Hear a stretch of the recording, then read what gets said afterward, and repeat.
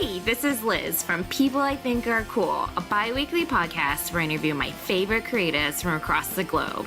If you're looking for a dose of creative inspiration, then go to peopleithinkarecool.com or subscribe to People I Think Are Cool on iTunes and Stitcher. You like film, from cult to classic, from blockbuster to B-movies. And there just isn't that one place with all the fan fervor and passion that's covering the kind of mad, diverse brilliance that you love. Well, that's where you're wrong. AfterMovieDiner.com is that fan-built movie nirvana just for you, featuring the sweet, sweet writings of the wife dork herself. AfterMovieDiner.com. Go there. Be the best you can be.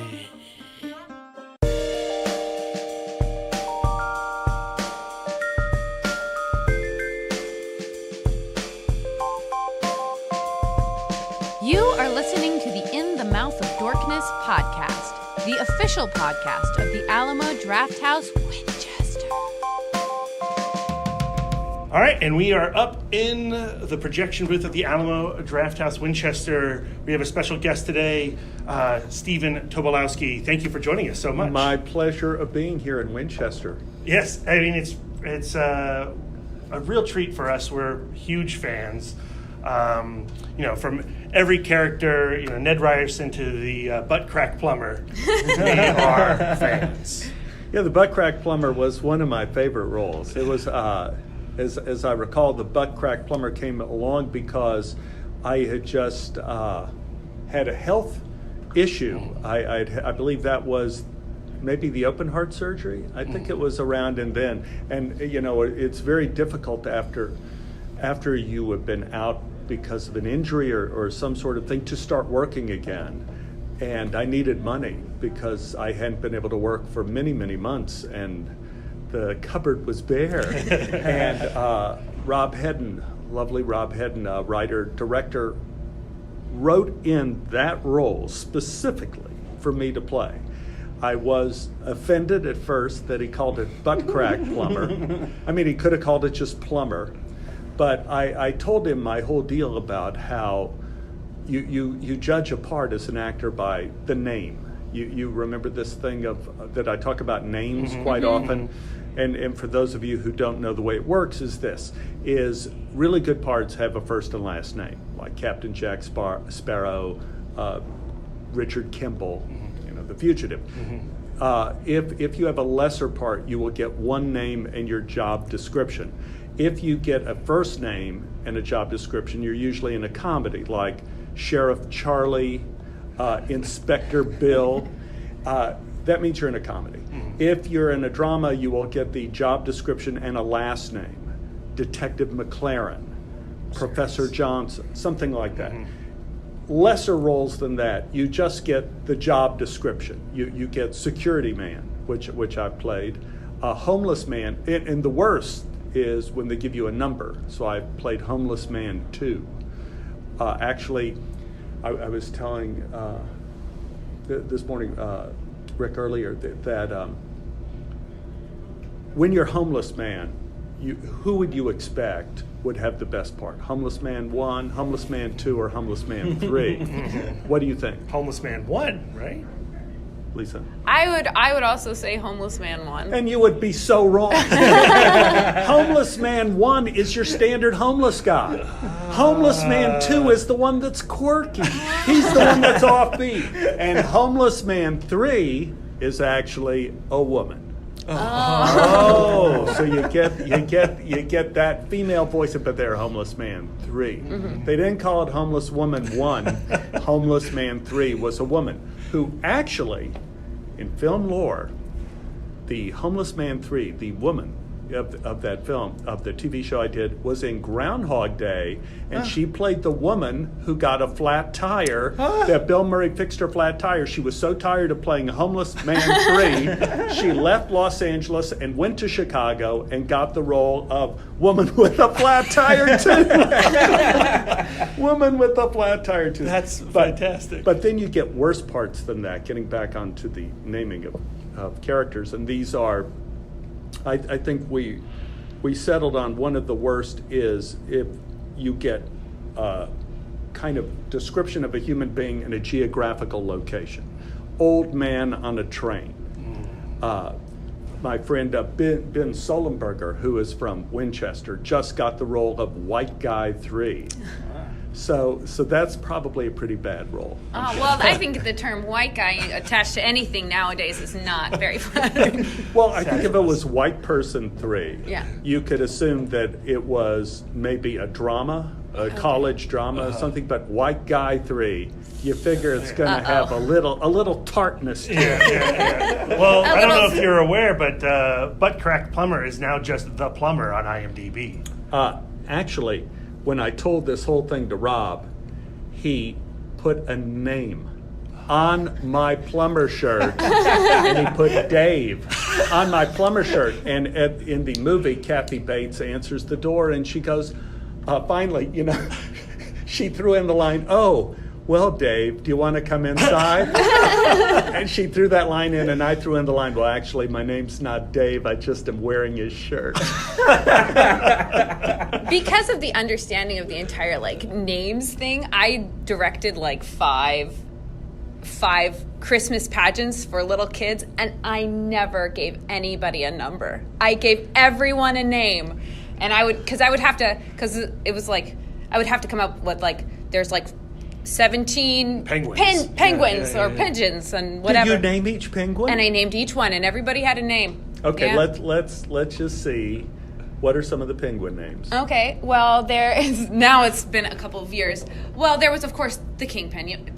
King Penguin, okay. And then the, Flappy, obviously. Oh, okay. Waddles. Right. So not like Dave or No, Bob. they didn't get people names. Oh. No, they got penguin names. They got penguin names, but yes, every single one of them got a name. Was there any competition amongst the children for who should be allowed to get? Was there a cool name? Well, really what it came down to is some kids got 3 lines, some kids got 2 lines, and some kids got 1. But I got to tell you, hearing the penguin story now, it just about brought a little tear to my eye of thinking of a teacher that would care that much about her students and having a good experience. I'm tearing up now. Having a good experience playing the penguins, to not feel that they were second, third, fourth, and 17th of 17 penguins? Yeah. 17th class citizens, that they would all have a name. Well, in The Prodigal Son, I was the floozy number 3, and I'll never forget it. I'll never forget it. And it was, floozy number 1 was the number 1 floozy. She was the best floozy? She was the best floozy. How old were you when you did a floozy? I will tell you, 13 years old. Floozy number 3. That's so inappropriate. My friend Laura, who was 12, did not get to be a floozy. My son did, my cousin, my sister, what is that play from my cousin Rachel, my sister Rachel? I don't know. My cousin... Eileen. Yeah, my sister Eileen, my cousin Eileen. It's something like that. And he did that in 8th grade, and the girls at school, it was a school play, the girls played prostitutes. Because the apartment house where they live in New York is also, the girls are turning tricks. So little Esther Rosenberg was playing, hooker number 1. Yep. This is so inappropriate. This is so terrible. But yeah, what can you do with modern education? Somebody's got to be the floozy in the parable. Do you know, I did theater I did theater when I was in high school, and we took a play through the competition circuit, and my role in the play was very small, but it was effectively Rapist number 2, which is a crazy, insane thing to put in a high school. I don't remember the name of the play, and that I wish that I had the knowledge of it, because it was wild. But what a strange role to ask a 17-year-old to play. Yeah. So we do this competition, and the scene is very small, but it's like a moment that impacts the main character, right? Obviously, how could it not? So it's important to the story, but we go in and then we're done. We're done with the play. That was my entire role for the competition. They grade you at the end, and you're evaluated by the judges. And I had this insane moment of being on stage at a competition where a judge in the evaluative process called out myself and my Rapist number 1 compatriot. And this is a compliment I'll never forget. You did such an amazing job playing this rapist, how did you put yourself in the mindset to do this? I was 17. I did not have an answer for that question. I bet you that the person who was judging was like 22 years old. I don't know, but it's gotta be that. Word. Okay, let's get this back on track. But Oh, you go ahead. well, on running off of that point, as a character actor primarily, you have to bring so much to your roles, but why is it important that it's not? You don't think of it as just butt crack plumber or penguin number 17. Well, the only thing you could play, if you're a main character or a character actor, is what you know. That's all you could play. You can't play something that is in fantasy world that doesn't exist. For example, take like I'm on One Day at a Time now, which is a spectacular show. And in one episode, I had 2 daughters that wouldn't talk to me. And then in another show, I had 1 daughter that wouldn't talk to me. And I was trying to ask the writers, saying, do I have 1 or 2 daughters? And I think it still hasn't been really clarified in any story way as to how many daughters. And they asked me, well, what difference does it make? And I said, if you were a parent, you would know the difference between having 1 child and 2. When you have 1 child, you put all your hopes, all your dreams, all your worries, all your aspirations into that 1 child. There's even, when you read the baby books, there's even some Latin word for what the first child is, because it's the child that gets the burden. Throughout history, in Catholicism and Judaism, the first child was the one that was tithed to the church. It's like having 1 child is a big deal. And to have that 1 child turn your back on you is another. You have 2 children. That second child could be the rebel. You could have had a history of that child always turning their back on you. And by the time you have a second child, you're so tired, you don't care that much. So it matters specifically what your investment is emotionally in the child. And if you don't know that, you can't play that.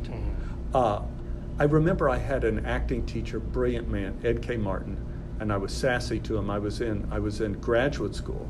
And he says, I feel like you don't know who you are on stage. And we were doing The Country Wife, which was a restoration play. No one could understand a word we were saying anyway. Oh, me gads, how are you, Sparks? Me gad, you know, all this kind of, been to the alehouse, me lord. You know, all this kind of stuff, and the audience loved me. You know, I did all these cheap jokes all the time and was just cutting a rug, and everybody loved me. Everyone screamed for me at curtain call, and so I wasn't prone to listen to my teacher who said, I didn't like you at all. I thought you had no idea who you were. Who are you in this play? And I said, I'm the lead, Horner's friend. I'm his best friend. He goes, what does that mean? I said, do you know what a friend is? He says, I may know what a friend is. Do you know what a friend is? What does being a friend mean in this case? What do you do? And is the friendship equal, coming and going? Are there some things he does that hurt your feelings? What is it you want from him in this friendship? What does he want from you, if anything, in this friendship? And I'm just thinking, like, this is so much chatter from my teacher. But now I realize he was telling me the absolute truth. In answering to your question, you cannot play any part, any acting is not about feelings. It's about thought, clarity of thought. And unless if your thoughts are clear, your emotions will be 100% correct. So you need to do research like a detective to know who your character is, so you know what you're playing. And then it all becomes easy. You could be a butt crack plumber, you know, you could do that. One of the things that, as a listener of the Tobolowsky Files and listening to your stories and stuff like that, I always think that you're a person who just in your acting, but also in your life, acts with a tremendous amount of clarity. And I think that, we see that in the way you approach a character, going like, okay, well, I have to have all of the knowledge surrounding, and then going back to like the fact that you've had some, what is it called when you read other people's thoughts and things like that? Like intuition. And Your psychic, intuition. psychic connections. Do you think that the way that you have learned to approach your acting has also informed the way you have lived your life in a way? I totally think so. There was something Tobolowsky said in one of his books, which of course, again, when I read it as a student, I had no idea what he was talking about. And he said, all life comes from the eyes of your partner on stage. All life comes from the eyes of your partner on stage. And I'm thinking okay, this is some kind of touchy-feely stuff. I was reading this in the 60s anyway. I don't care. I don't know what this means. But now I understand what he means. And it's so true. Looking in your eyes now, I'm not going to make you any kind of a thermos. But this is a private joke, not for consumption. But you read a million bits of information when you look at someone's eyes. Like a lot of times on One Day at a Time, I get to play opposite Rita Moreno. Well, she's my love interest on the show. And in every take we do it, Rita is 100% alive and 100% present, but every time her eyes are different. And sometimes her eyes will be welcoming, sometimes her eyes will be scolding, sometimes in the same scene. And her eyes will inform me what my next moment has to be. So as an actor, it's like pitching in baseball. You have to know the mechanics, but then you just have to throw the damn ball. And you have to not worry about all the people screaming at you. You have to throw the ball, you have to see your target and throw. And so acting is very much the same. Like you say, it is a gestalt. It's a whole thing. You could do all of your research and all of your knowledge, but none of that matters if you don't look into the eyes of your partner in a scene and get something from them and understand what scene you're with. A lot of times I act with people and they don't. They just do the same thing each time and it'll come off wooden. That's something Bill Murray does. Not wooden, the opposite. Bill Murray is in your eyes every second. And every moment, every take is completely different because he is riding you. I'm again using a bad metaphor. He's playing off of you as if it were a roller coaster. Each scene is like every second he's with you. And so yes, you have to study your part, but then you have to let it go and play off of the eyes psychically of your partner to know where you're at. But also that with what has happened in your life and is that also how you live, really engaging with other people and engaging with this situation so that when these special moments happen that become your story, you're just hyper aware of the sacredness of that moment? Yeah, it's everything you said is true, and it's also a reason why I quit playing certain parts, because you can't really turn it off. Whatever you do as an actor or as a writer, you can't turn it off. So I remember there was one part Brian De Palma wanted me to come in and read for of a guy who was a child molester and murderer, and he was like the bad guy of the movie, and they used the murders as sort of like the dramatic element of the film, just like tap dancing in 42nd Street. And I'm going like, I can't, that was the one that crossed the line, and I go like, I can't do this. I can't do this, and I can't go to that place. And I think it was Ray Fiennes. I think when wasn't he the bad guy in Schindler's List? Oh yes. He said he's never doing that again. Yeah, I can see why. He said that it changed his life. He said that he changed his life. David Chen, ladies and gentlemen, David Chen. There he is. David Chen has just entered the room. Yeah, please sit. Come on, join on in. My dear compatriot We hadn't started from Seattle. talking ill of you, unfortunately. We'll have to get that at another time. He never explained he was filming this. No, I'm honored to be a part of it. Yes. He told me he was. The one and only DC. Nice. When did you get in? Like literally 20 minutes ago. Oh man, it's good to see you. It's good to see Straight you. to Let me confirm this table. Drinks needed. I mean, food needed. I always will take a beer. Beer. I'll have a glass of water. Glass of water. I will also have a glass of water. Glass of water. Could I get a cup of hot water? Hot water. Yes. Bill, you're good. I'm good. I'm assuming by beer you mean anything. Whatever you want to bring me, I'll drink What they it. need to sell. You guys cool if I'm filming I something? 100%. I'm 100%. Yeah, go for it. It's actually kind of a great moment for you to come in because talking about stories and being in the moment with stories, and then coming now to wanting to make the primary instinct. Yeah. I mean, you guys were doing the Tobolowsky files before that. Why say, let's record a live audience? I think this is David Chen speaking, by the way. I think the reason was because Stephen is a very physical performer.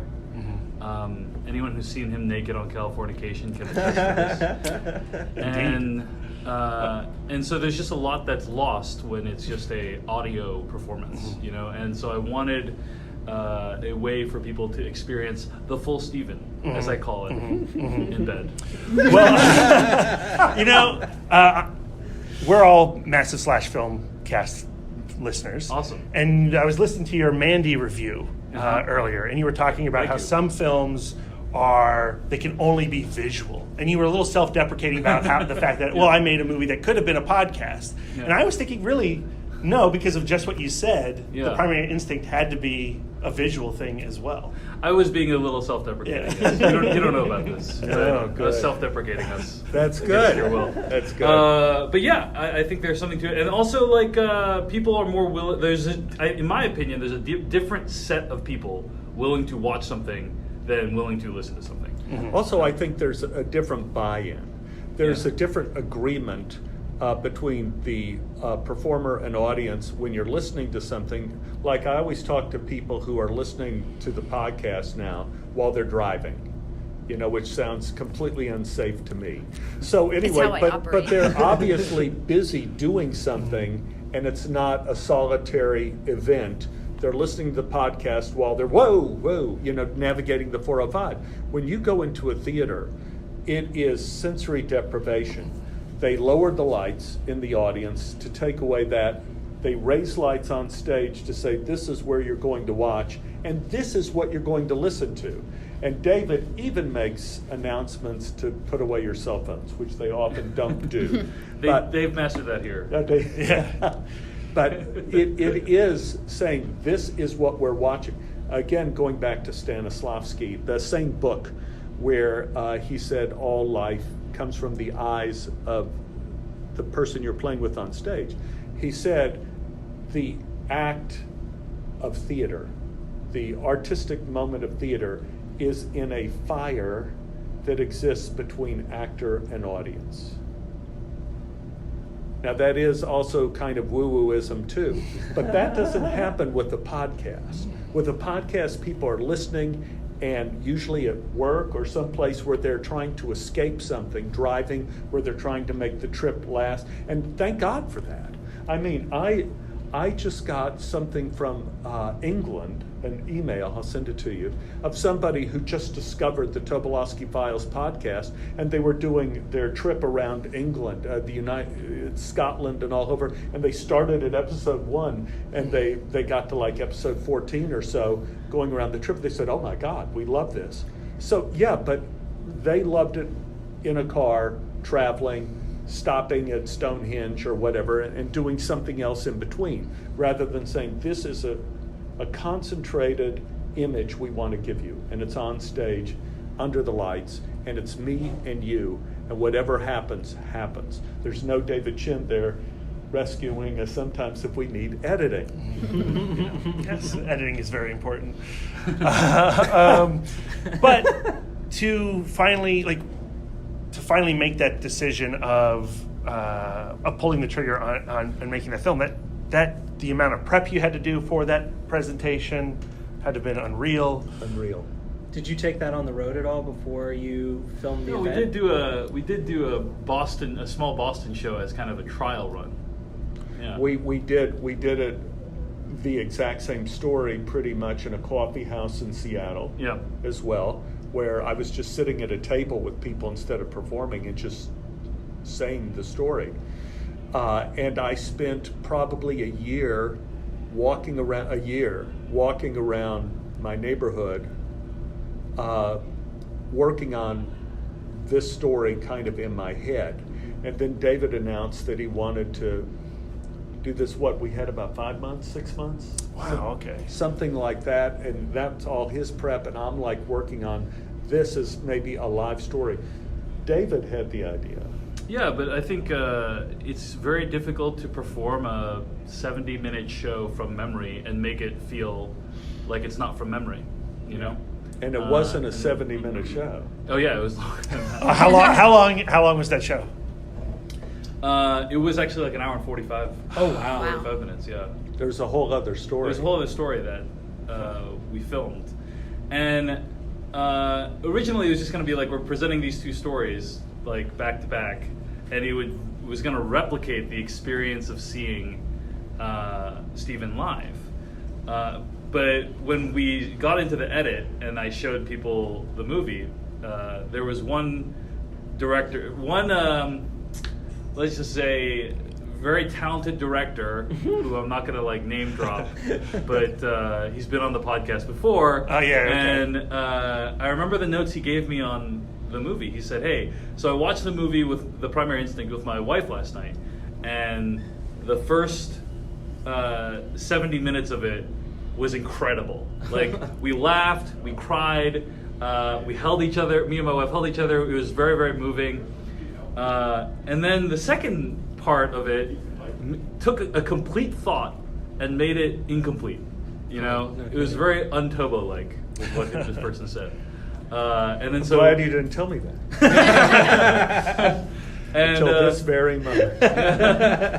And so then we kind of like played with the idea of like getting rid of the second part of the story and just having it be this very compact, tightly constructed single story. And I felt the same thing. I watched it at home, and I watched it with my wife Ann. And we watched it, and she said, "I think you ought to stop it after the first story." She said the first story is so good and so powerful, it kind of drains you. And then coming back to another story, you almost have to start with an act one again. Yeah.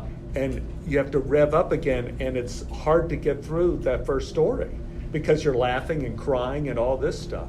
I did something last week in Dallas. I did The Alchemist. And at the end of that story... It's a great story that Steven tells. Yeah. At the end of that story, the people were just weeping in the audience. And I was thinking like that I would do this story and then another short story afterwards from Adventures with God, Alchemist is in Dangerous Animals Club. And I made the call going like nope, we're ending it here. We're ending it here. And people can't rev up anymore. There's just so many act ones they can And you want to leave them wanting more, which I believe is the showbiz adage. I got it. It's like, I think the, like one of the, somebody said the first rule of show business is get off the stage. Right. And the second rule of show business is do another 20 minutes. Let's see, water here. Water. So he is the hot water. He's hot water. I'm water, beer. Steve's- oh, yeah. Hot water for you. Cold water for you. Beer for me. Beer down Thank here. you so No, no, much. what was the decision page on the beer? The Vienna Lager. Vienna Lager. I love The the Vienna classic Lager. fave. Yes, And Devil's there's some lemon Backbone. for everyone, whoever needs it. Appreciate Thank it. you. Thank you, Paige. Alamo Winchester always brings lemons. They do. Now, so you do the Primary Instinct, and then Dave goes off and makes a film out of it. Do you step back and just let him? He let me see. I thought it was pretty collaborative. He let me see a couple edits, and of course I had no idea what he would do as a director, because I think we only did we did the short piece of the getting held hostage at gunpoint, and a few short pieces at Cornish. Right, we did a few short pieces, Yeah. but I didn't know how he would edit the movie. So, some of my notes were really picky, like, I think I saw a jump cut here, or I think this is, like. But then after a couple passes with me, he just took it and he worked on it all. A lot of work. And then you have, what was the decision to do the bookends? To set the stage for the performance. I think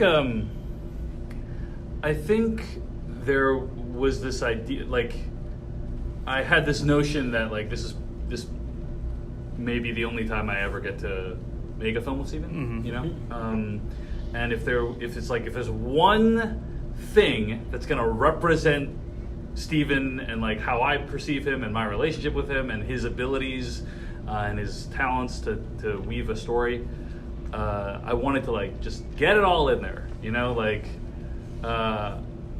I feel like those bookends, like the interviews, help to explain who this person is and give you a sense of his long and storied career. Of course, like, his career, like, took off more so, exponentially after the movie came out, and I attribute it to the film.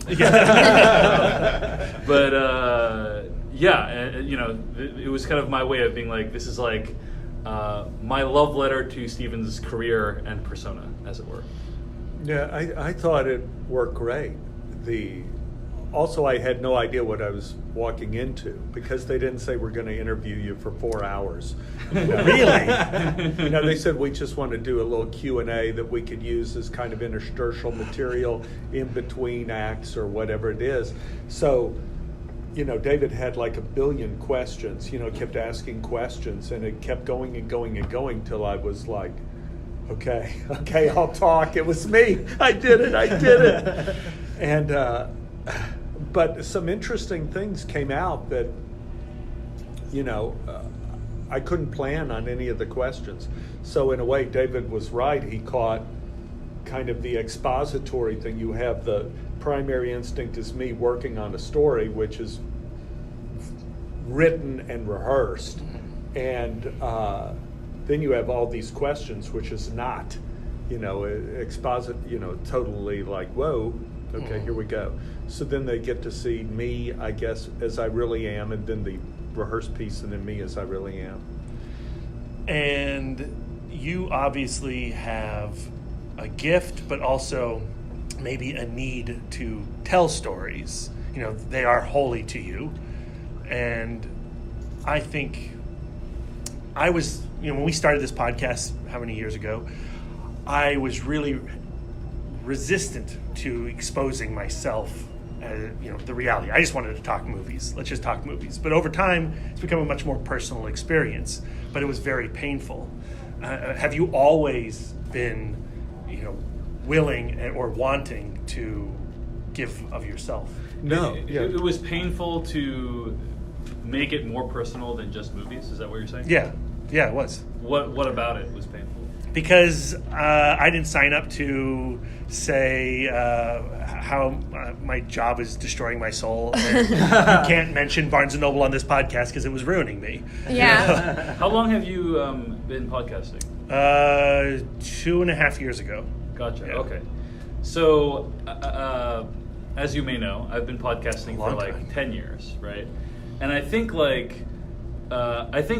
over time, the set of things you can say about a film, it just becomes more and more challenging to be like super creative about how you talk about film. There's some people who are really, really good at it, who like, they've seen 10,000 films, and every review they write is like, wow, like new insights with new ways of describing that I couldn't have thought of. But like, I feel like those people there's not that many of those people. So if you're not one of the few, you're one of the many, then really the only thing you can do after a while, in my opinion, is like connect movies to your life and like how you're experiencing them and what you're getting out of them.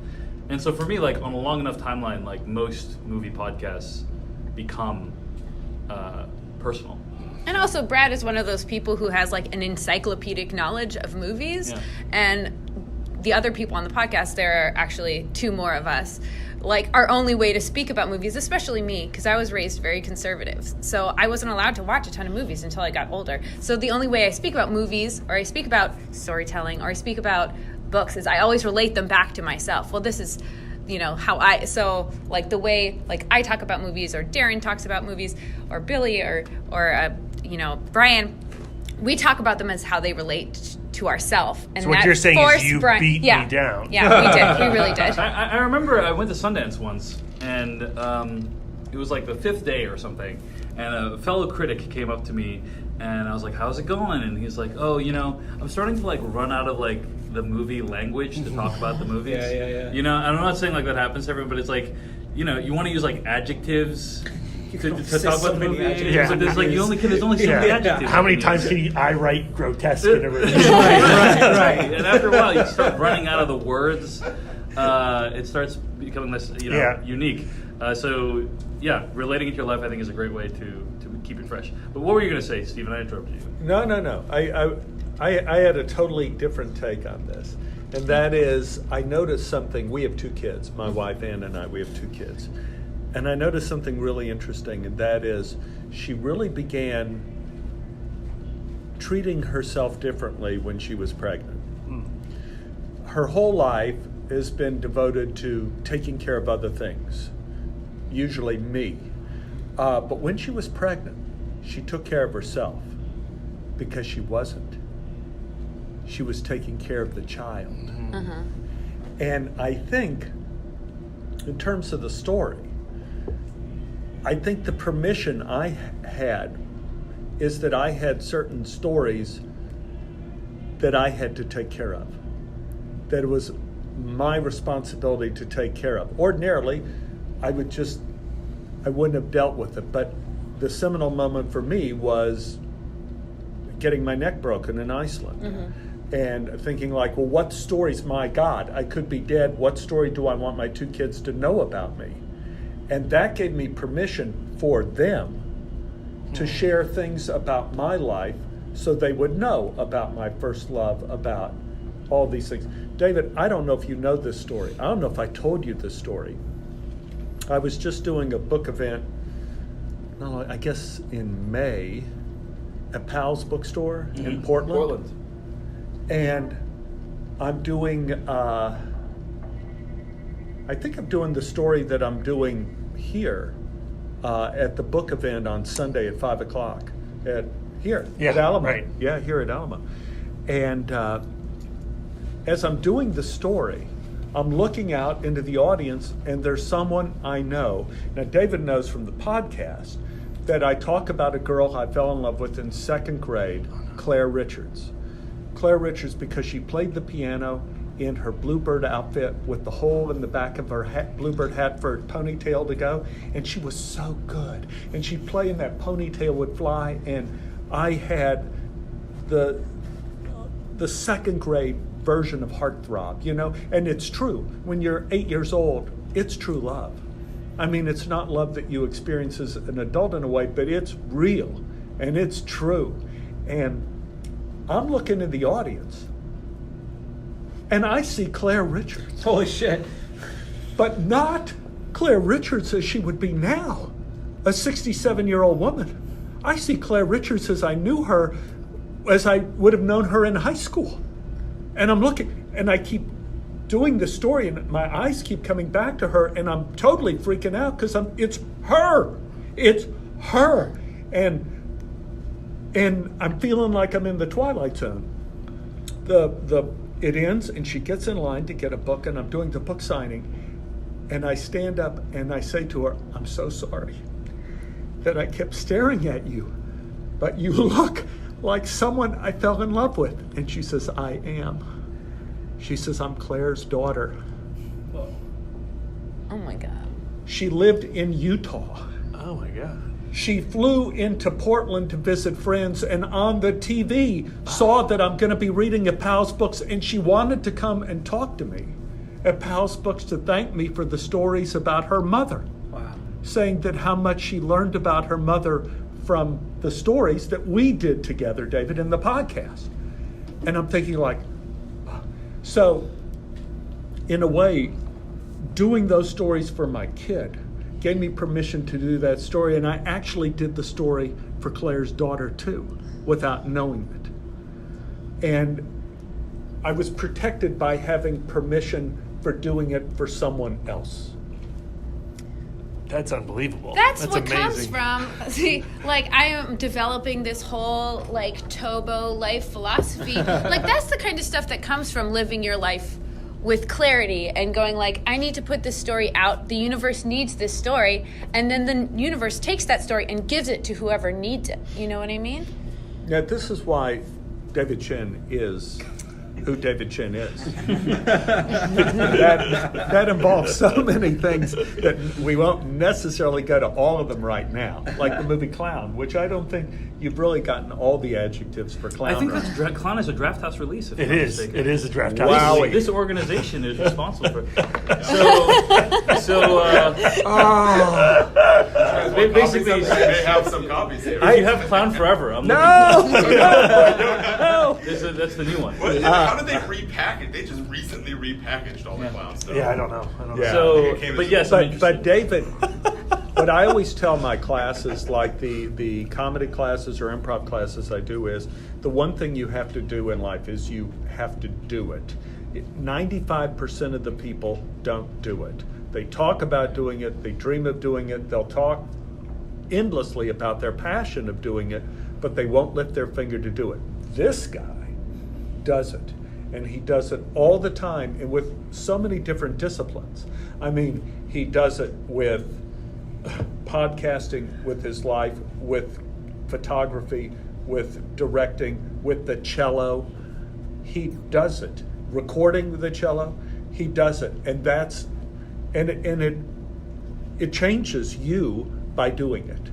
By doing it, it changes you. It also brings in the specter of failure. You can fail if you do it, which I guess is what people who don't do it are trying to protect themselves from. But you can't protect yourselves from failing, because not doing it is failing. It isn't not doing it. You will end up with that regret forever. And regrets don't go away. So I would argue to do it. And try to live your life more like David Chen, except with the possibility of picking different movies as your favorite movies. So, Clown is great. Did you tell them the backstory of the Clown thing, or he came to visit? You know, Steven comes in to visit Seattle pretty often, a few times a year, right? Maybe 4 times. Yeah, and so the. One of the times he came over, I was like, hey, we should all watch this movie Clown together. Which is, I want to say, Danish? Yeah. Danish comedy film? Yeah. And we watched it with Steven and his wife, Anne. And there's a moment when the protagonist ejaculates on his mother-in-law's face. Yeah. Oh, it's just one of those great moments. Yeah. Like you have happened. Yeah, and... Classic Danish moment. You know, Petty for. And that's just one of the brighter moments. But we missed the part So about... Did you know what you were getting into when he sat you down to watch No, I Clown? didn't Did know. he pitch you at all what the movie was? So ever since then, Steven always brings it up. Because he wants me to My watch terrible Clown too. I would have loved to have had that as a double feature this evening. As Stephen Tobolowsky, David Chen, audio commentary. Yeah. Oh, nice. You know, over that it's- film right there. Yeah, there's Next some time, David. there's Next time. some theatrical moments that you can't come back from. But you'll always have Clown, though. Yeah, we'll always We'll have fun. always have Clown. Yeah, we'll always. Always. So, what did you finish the movie? Yeah, oh God, yes. Okay, good. Oh God, good. yes, All right. with the picture of the little boy's penis. Yeah, we Yeah. got that too. Yeah. Yeah, got that in. That'll get you arrested in many states of the United States, David. Not in Denmark, where they're so advanced.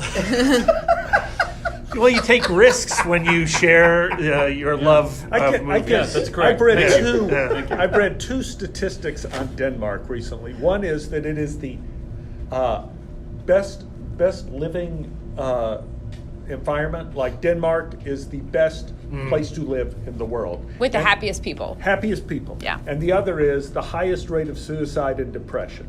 So I'm going like, which is true? What was that thing I did with Stephen Merchant? On Hello, the ladies. Yes, hello, ladies, on the boat. I was a billionaire, and I was a billionaire on the boat, and had a series of women on there who I suspect were prostitutes, for real. I mean, I don't know. My apologies if any of you ladies are listening and you weren't. But when I said, well, are you actresses? And you go, no, I'm a dancer. Oh, really? Where do you dance? Well, I'm doing a tour of Asian nightclubs now. And I'm going like, oh, prostitute. Okay. I got it. But anyway, one of the people on the movie was from Denmark. And I was saying, like, are you happy in Denmark? I heard it's the happiest place to be. And she says, it is if you don't kill yourself. So I think that dichotomy, Dichotomy, yes. Not dichotomy. Dichotomy is represented by this one woman saying, yeah, if you don't kill yourself, it's a great place to live.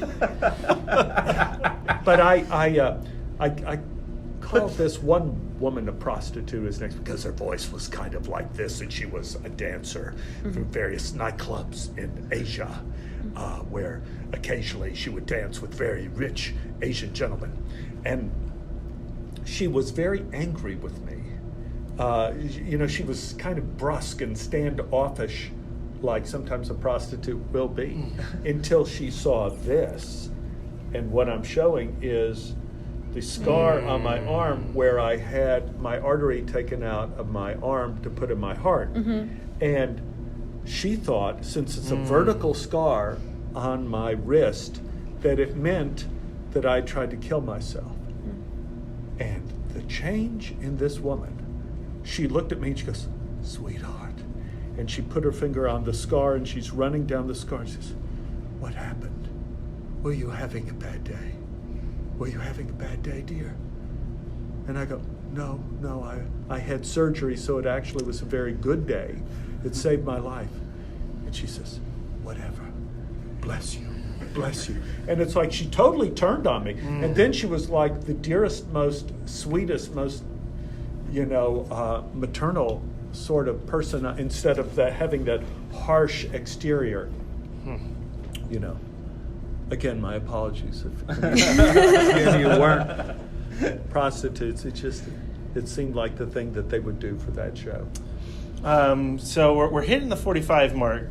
Do you want to? I think we should do what you were suggesting. Do you want to do that? Yeah. So, look, we talked a lot about you as a character actor and getting to know your characters and the importance of that if you're going to represent something on screen.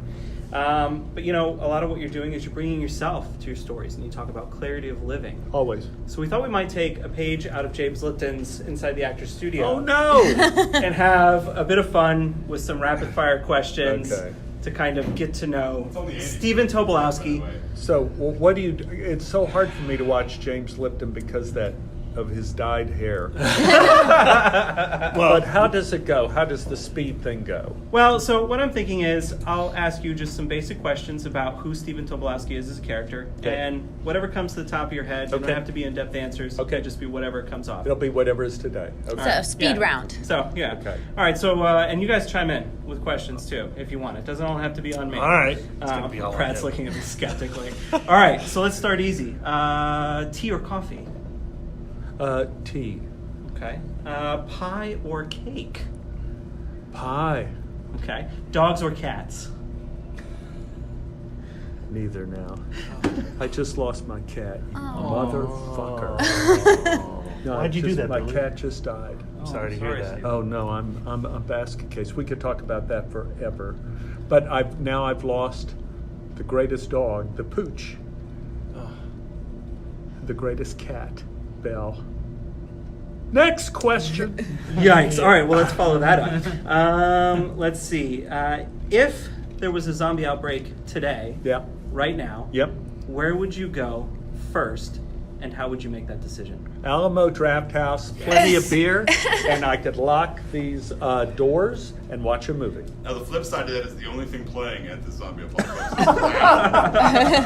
David Chen is here with us as well. Yeah, but truthfully, I wouldn't leave the building. With a zombie apocalypse, you don't know where they are. I'm at the Draft House. It's a very secure building. Yep. A lot of films here, a lot of beer, and a lot of food behind the counter. I'm good. All right, I like it. We'll put you on the spot. What would be a funny joke that you would tell to make people laugh? I would probably tell the pig joke. Which is? Man sees a pig with a wooden leg running across the barn, and he couldn't believe it. And he watches the pig run back to the farm, and he asks the farmer, he goes, that pig had a wooden leg. He says, well, let me tell you a little something about that pig. We had a robbery over in this house the other day, and that pig came in, burst through the door, knocked the robber down, then with his nose dialed 911. It's an amazing pig. He goes, yeah, but the wooden leg, well, that ain't all that pig did. We had a fire in our barn. That pig opened the barn, got all the animals, opened the stalls, chased all the animals out of the field, probably saved our whole herd. He says, yeah, but the pig with the wooden leg, how'd have a wooden leg? The farmer says, well, a great pig like that, you don't eat all at once. Great pig like that, you don't eat all at once. This is perfect. This is perfect. Good. All right. Some basic things. What's your favorite television program?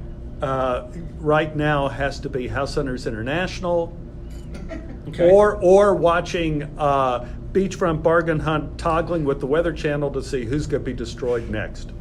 Yeah, Nice. valid. So this one feels like a very actory-ish sort of interrogating their character kind of thing. But what type of birth did you have? I had what type of birth? I pulled this question from the internet, and I'm super interested to see how you interpret this question and where you go with it. He was very Is young this at the time. Stanislaus? of his birth. Well, okay. Literally, the first thing I would say is I was born at 2 a.m. at Methodist Hospital, but then I would say the second birth I had was when I saw Beth and fell in love. That was a whole different kind of birth. And then the next kind of birth I had was certainly the day that Anna and I got married and when we had our first child. That was a definite birth. Our first child being shot out of, it was amazing. And that was incredible.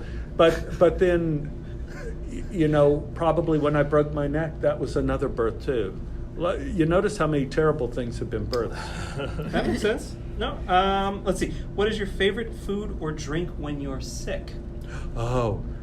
It has to be rye toast and chicken soup. Okay. 100 years from now, if there was to be something named after you, say, in your hometown, what would you want it to be and why? The Stephen Tobolowsky Theater at either Theater 3 or the Dallas Theater Center, that they would name one of their stages after me. All right. Without me contributing a lot of money to them.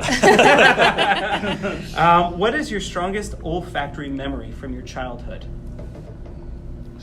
Olfactory memory. It's the strongest smell that you can, when you think back to your childhood. Yeah. Strongest smell.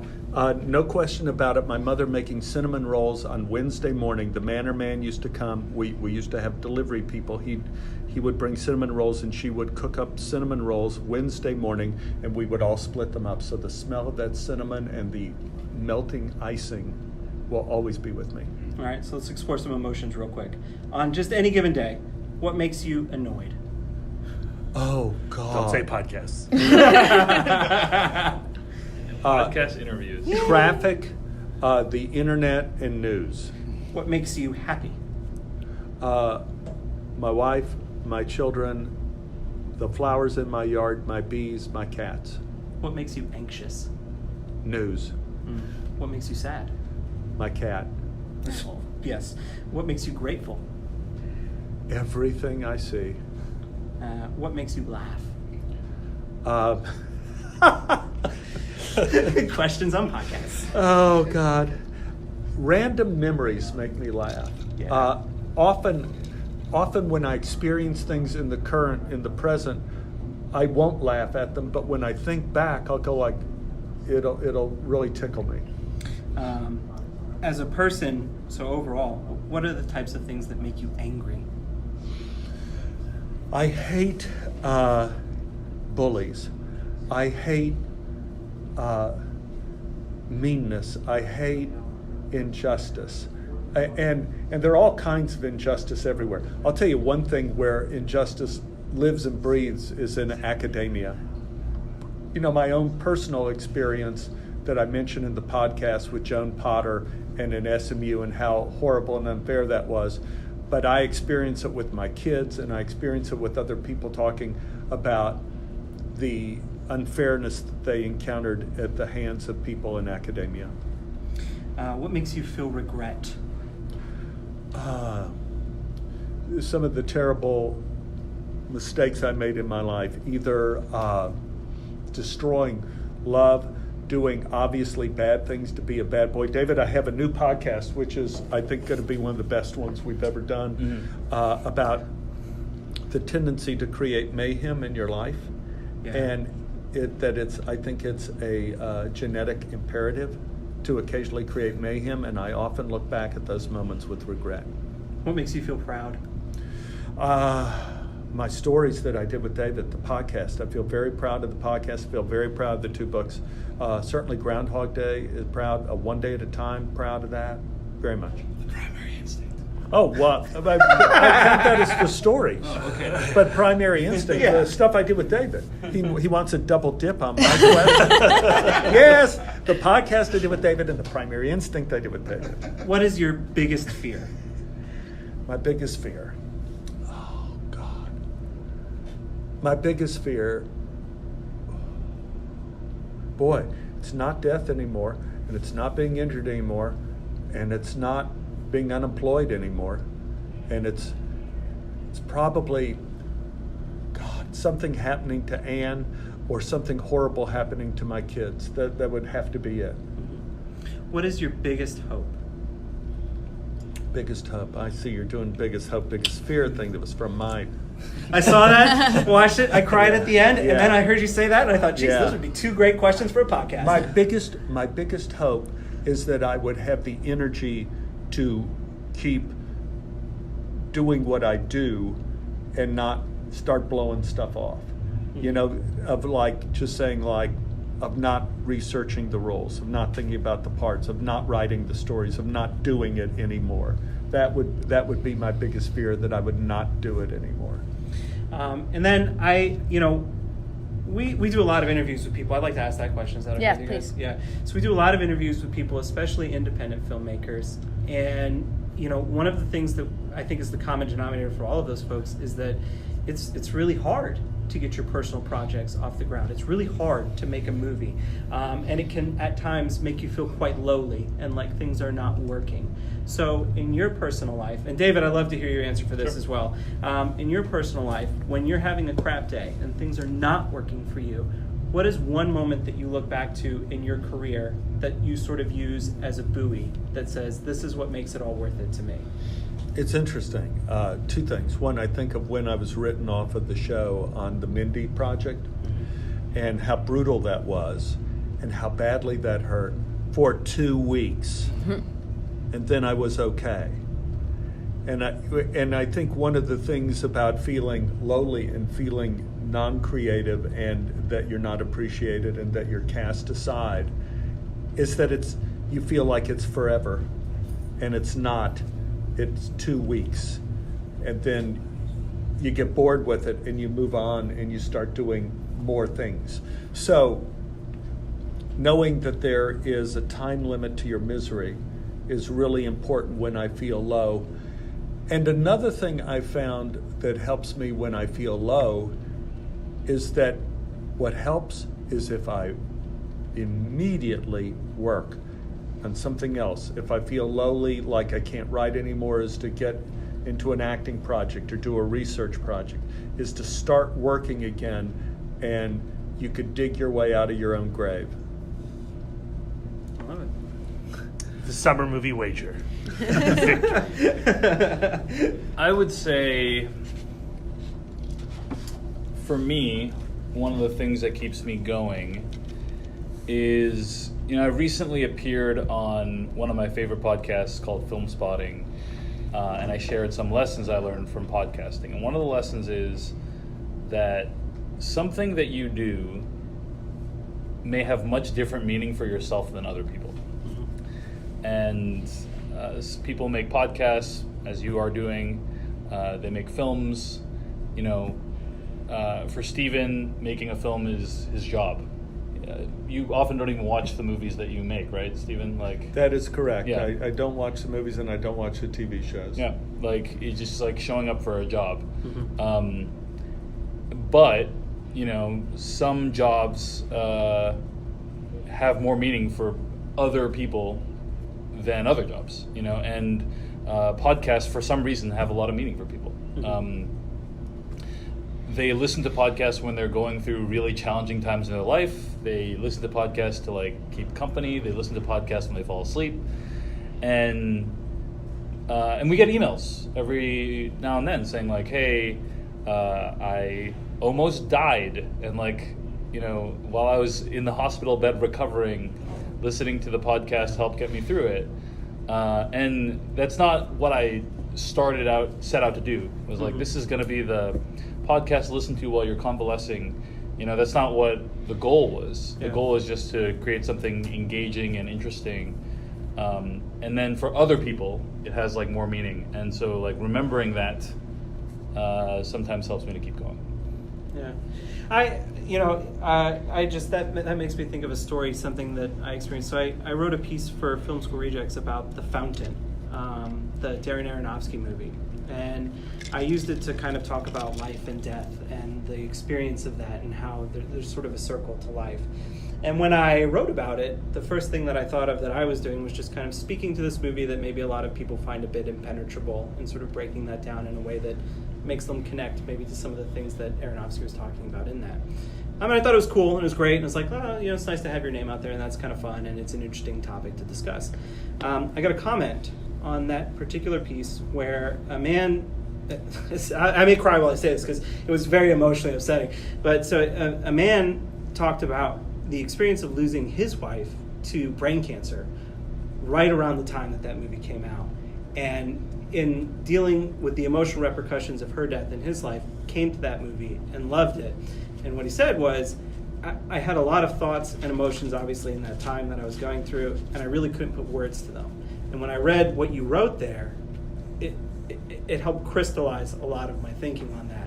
And I just thought, whoa, just the ability for things to connect in different ways with people can be tremendously rewarding. So that's a bit me-centric story, but that kind of made me think of that. That's a good answer. I love it.